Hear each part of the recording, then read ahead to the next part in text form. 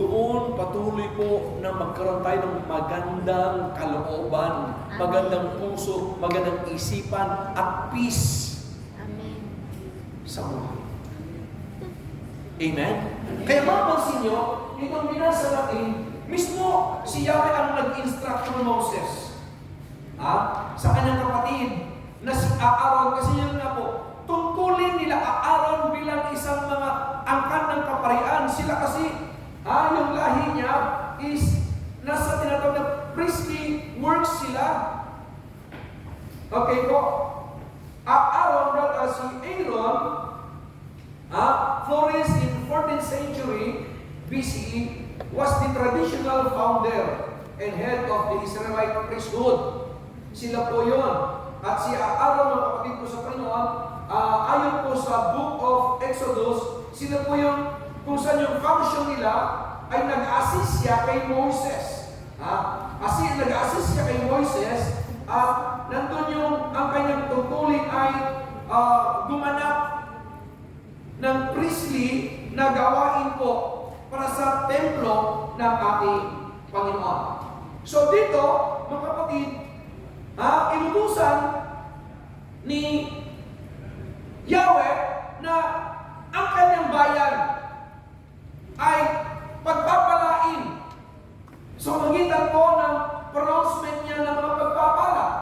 Kaya dito nga po sabi natin kanina na talagang in-instructan ni Yahweh itong si Aaron through Moses na siya ay magsalita ng positibong salita para sa kanyang bayan o bayan ng Diyos, ang mga Israelita. At ito po ay nagdulot ng tinatawag na kung saan magandang buhay at pagpapala sa bayan ng Diyos. Amen. Alam nyo, sa mga salita natin, napakalaki at napakagandang dulot nito sa araw-araw. Ano po ito? Katulad nga po ng paunang sinabi natin kanina, huwag kang magsalita ng negatibo laban sa maski kanino. Lalo sa sarili mo. Huwag kang magsalita ng negatibo sa mga mahal mo sa buhay. Bakit? Kasi, again, nai-impart nila. Yung impartation ng mga negative words ay naroon sa pinagwiwikaan mo nito. Lalo na higit, please po, huwag na huwag tayong sumpa. Amen. Amen? Huwag sumpain, maski sino. Now, yung pronouncement po natin is yung tinatawag na pronouncement po ng pagpapala. Pronouncement po ng tinatawag na kung saan ay nagbibigay ng maginhawang buhay. Amen. Yung pronouncement na nagbibigay ng kagaanan ng buhay. Pronouncement na nagbibigay ng tinatawag na kung saan pagpapalang material, pinansyal. Sabi nga natin kanina, sino gusto pagpalain? Lahat tayo po. Siyempre, ibig po natin maranasan iyon. Bakit? Ito po yung napakainan po nito. Bilang mga anak ng Diyos, alam natin kung ano ang nais at kalooban ng Diyos sa atin sa araw-araw nating buhay. Alam natin na ang Diyos ay naroon na ibig niyang pagpalain ang bawat mga manampalataya niya. Gusto iparanas ng Diyos yung pagpapalang kung saan ganap at kasiya-siya sa mga nananalig sa Kanya. Then, let's enjoy yung po sinasabing pagpapala na ito ng Diyos na nais niya maranasan ng bawat isa sa atin. Amen po? Now, bestowing God's blessings, brothers and sisters in Christ, is ito po. Yung blessing of God, yung pagpapala ng Diyos, ay nandun po sa tinatawag na mga salita na in-impart nito si Aaron sa mga Israelita. Kaya sabi niya, so the Lord bless you and keep you, so they will put my name on Israelites and I will bless them. So, mapansin niyo po, in verses 22 ay ganito. Sa binasa po natin, in 22, 24, and 27 is ito yung pinopoint out ng salita ng Diyos. Sinabi niya kay Moses, in verse 24, pagpalain ka nawa at ingatan ni Yahweh. In verse 27, ganito nila babanggitin ang pangalan ko sa pagbabasbas sa mga Israelita at tiyak ng pagpapalain ko sila. Tignan niyo po, ipinababasbas ni Yahweh ang kanyang bayan through Aaron na sila'y pagpalain. Ito po, gustong i-impart ni Yahweh ang mga pagpapalang ito sa mga nananalig at sumasampalataya sa Kanya. Amen? Amen. Kaya mga kapatid, ikaw na anak ng Diyos, na manampalataya niya, ibig ng Lord, pagpalain ka. Amen. Ibig ng Diyos na i-impart ang blessing na yan. And again, i-enjoy natin. Amen. I-enjoy natin sa magitan po ng ito po, patuloy na paggawa ng nasa katwiran at kabutihan ng Diyos. Amen. Ito, pag sinabing bayan ng Panginoon, alam natin, espesyal. Ang mga Israelita, sila ay napaka-espesyal sa mata ng Diyos. At hindi sila pinabayaan man kailan man ng Diyos. Now, ibig sabihin po nun, hindi porke sila nagkasala, tumalikod sa Panginoon, at sila po, actually, every time na tumatalikod kay Yahweh ay pinapahintulutan ni Yahweh na itong bayan niya ay makakaranas ng mga tinatawag na kahirapan, famine. O sila po ay pinalulusob sa ibang mga bayan. Pero sa kabila po nun, again ha, gusto kong sabihin sa atin lahat na ipinahintulot ni Yahweh po yun para ma-realize ng mga Israelita na sila po ay nagkamali at nagkasala. At sila ay hindi manahan sa kanilang sarili. Kasi dapat po ang bayan ng Diyos walang ibang pinagtitiwalaan kundi si Yahweh lamang. Amen. Ang mga anak ni El Shaddai, walang ibang pinagtitiwalaan kundi si El Shaddai lang. Na hindi manangan sa sariling karunungan, na hindi manangan sa sariling kakayahan, na hindi manangan sa sariling lakas. At yan ang nangyayari sa mga Israelita.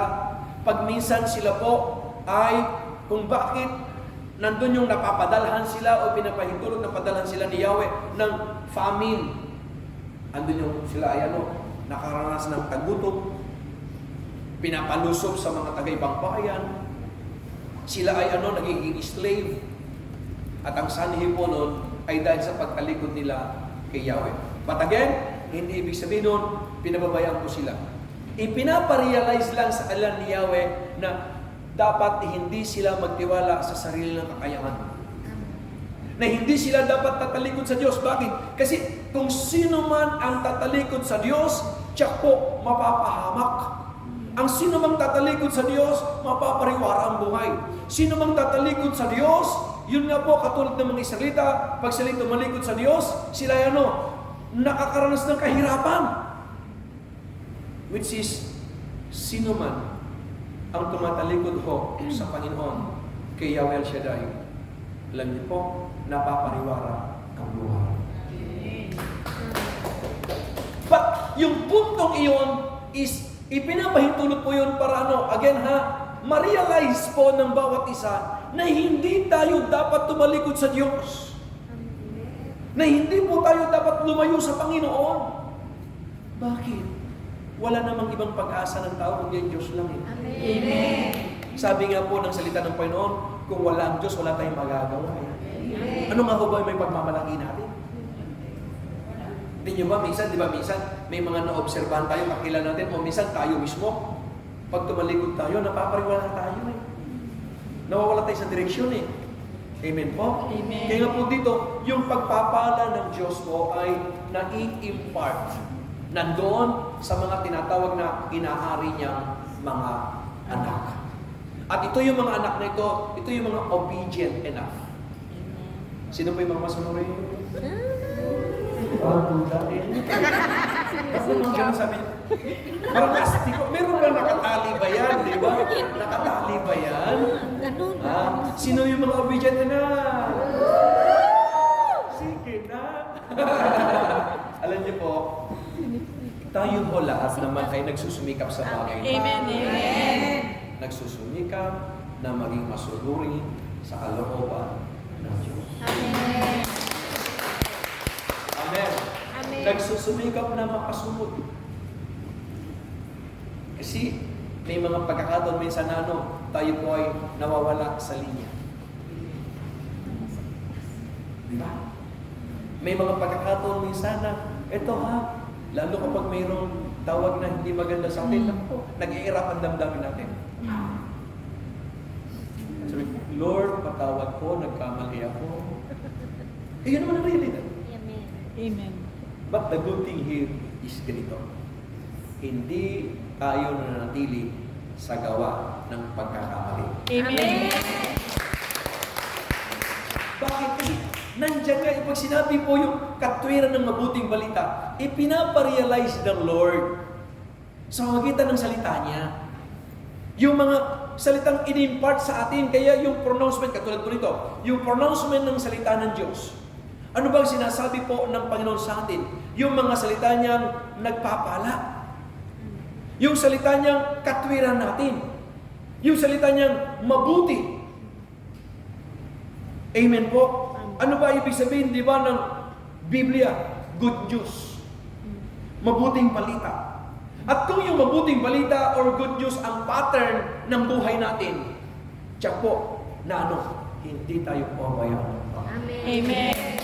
Yung pagpapala ng Diyos ay naroon sa nagsusumikap na inilalagay ang sarili niya doon sa pattern ng mabuting balita. Amen. Kaya nga sabi natin kanina, mapapariwara ho tayo kung tayo po ay susuway o tatalikod sa Panginoon. Kaya nga, ang sabi po ng Lord is, mag-pronounce ka ng pagpapala sa kanya sa aking bayan, sabi niya. Kay Aaron.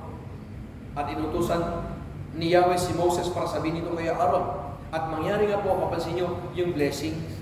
Ano po yung pag-bestowed ng Lord ng blessings? Ito po, yung pong tinatawag na, yung pagpapala na yun ay, nandun lagi ang paningin ng Diyos sa kanyang bayan. Hindi inaalis ng Diyos yung kanyang paningin sa kanyang bayan. Bakit? Tingnan niyo po ha. Bestowing God's blessings, God's blessing is, ibig sabihin po nun, is ito po. The look after of God. Yung paningin ng Diyos nandun sa kanyang bayan. Now, paano po? How does God look after you or us? Paano po tayo patuloy na tinitingnan ng Panginoon sa ating buhay? Andun po yung tinatawag na ang paningin ng Panginoon ay lagi sa magitan po ng pagbigay na sa atin ng tinatawag na kung saan yung peace of mind sa mga sitwasyon sa buhay natin.